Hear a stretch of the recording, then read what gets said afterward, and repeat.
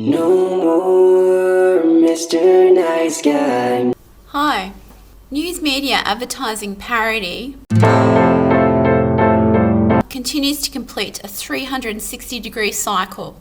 Culture wanted to break free of conventional codes influenced by news media. Then what was anti-mainstream and anti-conventional code became popular culture, such as androgyny fashion, for example.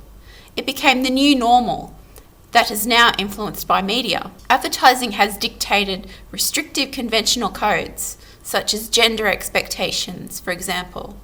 Being free and standing out on one's own is also inspired by advertising. Parody is rebellion against the perceived wrongs of the influencing force of mainstream culture, conventional codes, advertising and news media. Now parody is the influencing force. Parody now has a responsibility to be sending the right messages. Under the disguise of humour, parody is sending negative messages that are not particularly funny sometimes, especially if this is a representation, exaggerated or not, of how life is seen. It's leaving emotion and bias out of critical thinking. I'm not politically motivated in any way.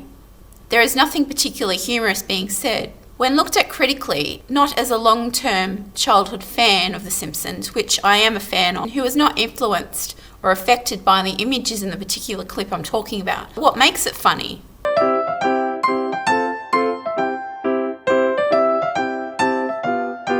The content subject is perceived and interpreted as a negative, hopeless situation that represents real life. I do not believe the situation represented is as bad as how it is presented. It is an interesting, complex and conflicting subject, as is mainstream culture, advertising and news media, and simple at the same time. Humans are also interesting, complex, conflicting and simple at the same time. So perhaps parody mainstream culture, advertising and news media represents people well after all. Please give me a thumbs up and share and subscribe. Thanks for listening.